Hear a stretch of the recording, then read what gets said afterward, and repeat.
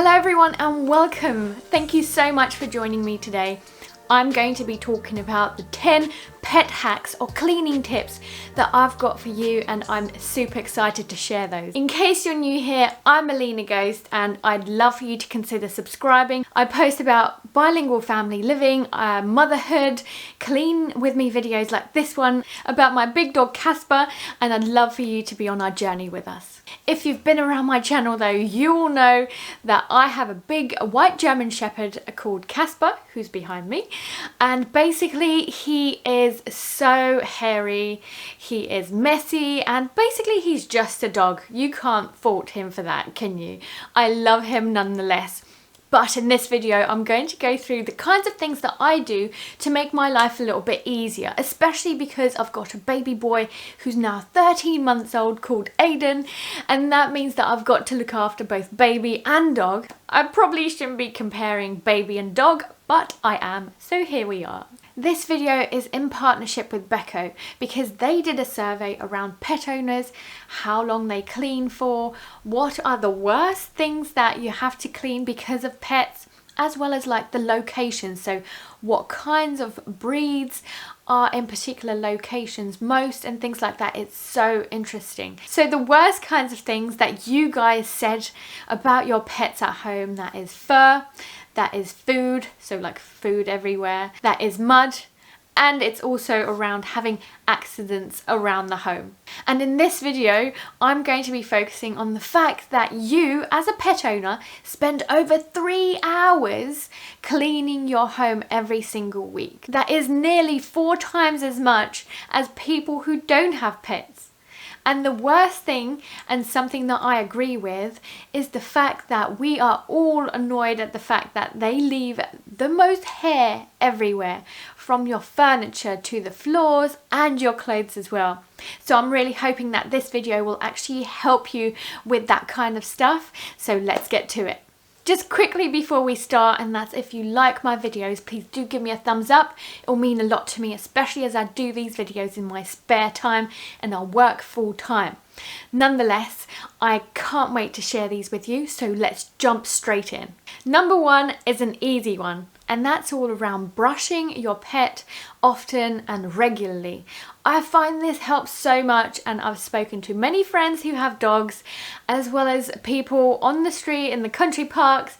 You'd be surprised how many people actually comment about my dog's hairiness or about him being so white and that he'll have to get washed, but that's a completely different story. Anyway, brush them and brush them often, and the reason that's really important is because it's less likely to come out on your floor. So it's less likely to be on your floor to clean up because you regularly brush them. It means it comes off on the brush. It means you can throw it away, especially when it comes to springtime and autumn time. They are very much more likely to have hair everywhere because they're molting. It's those season changes, and because in England we've got such mild weather, it feels like it happens every single month. His fur changes a lot and very often, so that means that I do regularly have to brush him. At times I go through brushing about 10-15 minutes a day every single day. Other times, so when it isn't molting season, I usually do it 2 to 3 times a week, especially as Casper is a long-haired dog, which means he does probably need brushing more often than other dogs.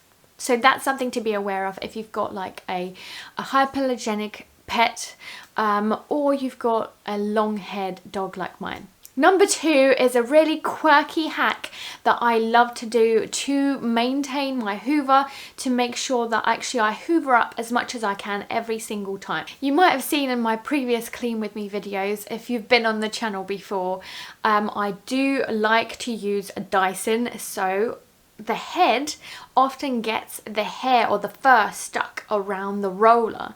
So the way that I actually remove the hair from it is by removing the actual part from inside.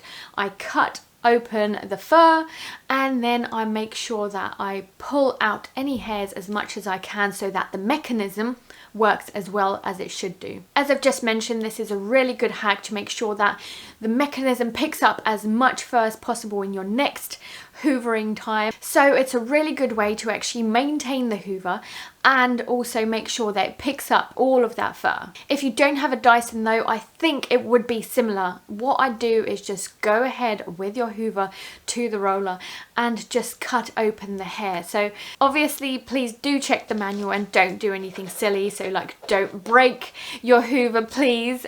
You're gonna come back and blame me. But basically just make sure that you cut open the fur where it seems appropriate so that you can actually get it out of the mechanism.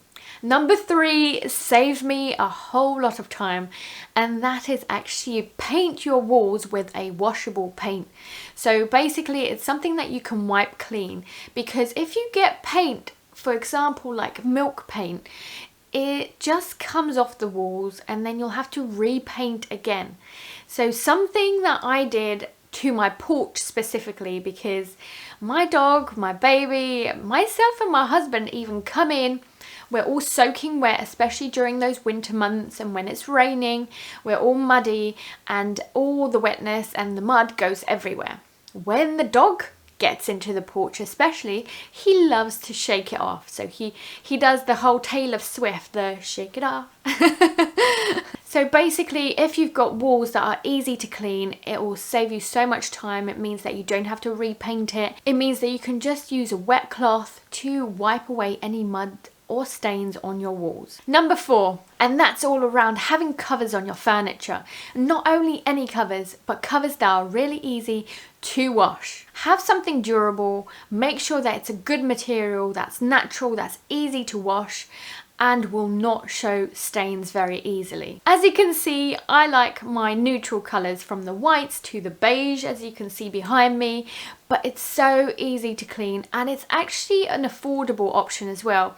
I've only spent 15 to 20 pounds per throw, so if my dog does ruin it completely, that I don't actually mind too much, that I can replace it easily. But luckily I found a material, so usually cotton is fantastic for this kinds of stuff. It's great to just pop in the washing machine on a very high heat, so usually that 60-degree mark, and it means it gets rid of all those stains. I'm quite lucky that I've not let my dog on the sofa, so it means that it doesn't get ruined that easily. But if your dog does, and that's okay. It just means that you need to invest in a throw that is actually machine washable. Maybe have a couple so that you can throw it into the washing machine and have your other one there, and you can like swap and change each time you need it. Number 5 is about having a good stain remover. Firstly, I'd very much recommend just using very easy tactics to wash. So what I mean by this is just use bicarbonate soda, mix it with some vinegar, because vinegar is perfect for getting rid of those smells.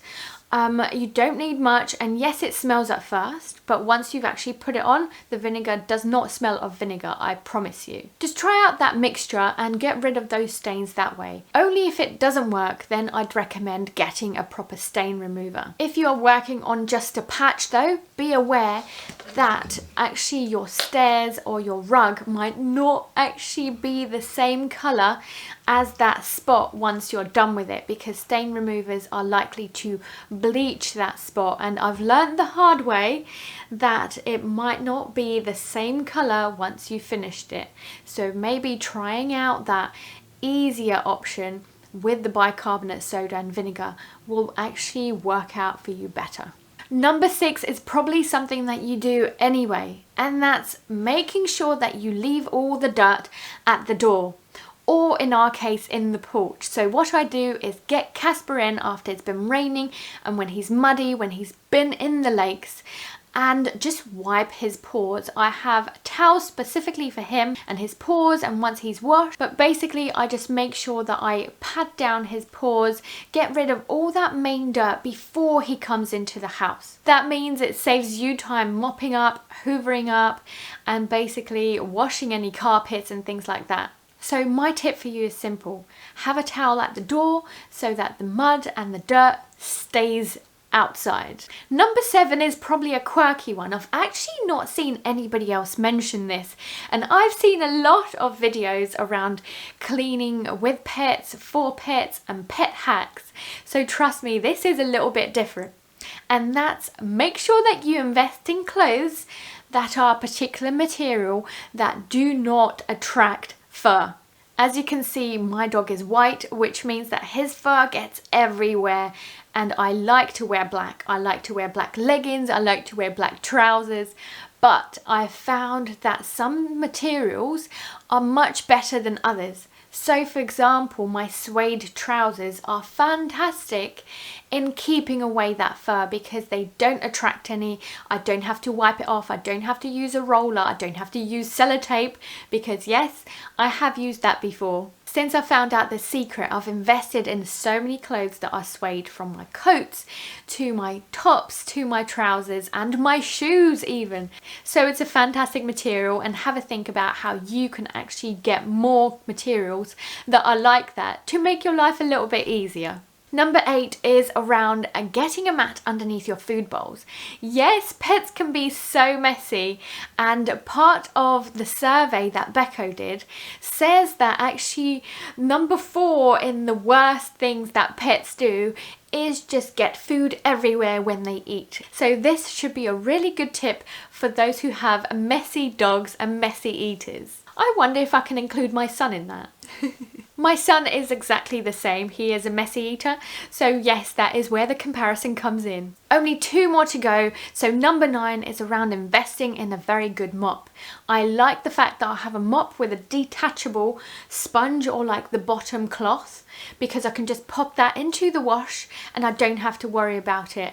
A mop that does the job very quickly, very easily, gets rid of that dirt and on that heat as well, which is good, and doesn't actually ruin your floors, is a fantastic way to just maintain the house, especially when the dogs come in and out the garden, out for walks and things like that. Number 10, and one I'm going to finish up with, is around a big investment, and that is if you know that you're going to have a muddy dog, that you're going to have a messy family, whether it is pets or children, have a think about having floors that are not carpet. Wooden floors, laminate floors, vinyl floors, or anything that you can think of that's not carpet. And the reason for that is because they can endure so much traffic, mud, stains, and actually it'll be so easy to clean. The other thing I'm going to say about floors, and that's have a think about having darker floors. So we have dark wood effect laminate on our bottom floor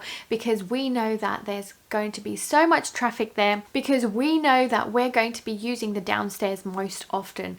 We're going to have muddy shoes here, we're going to have a muddy dog coming in and out the garden, we're going to have a baby who makes so much mess from just eating to dropping everything on the floor anyway. So that seems like it's 2 tips in one, so I've given you an extra tip just for luck. So to wrap up, that's have floors that are not carpet and that are dark, so that it doesn't show up any of those stains that dogs bring in. Thank you so much for watching this video. I really hope that this video helps you keep your house clean, and I'm really excited that I was able to share all of my knowledge as a pet owner with you guys. Thanks so much for watching. As always, I will see you next time.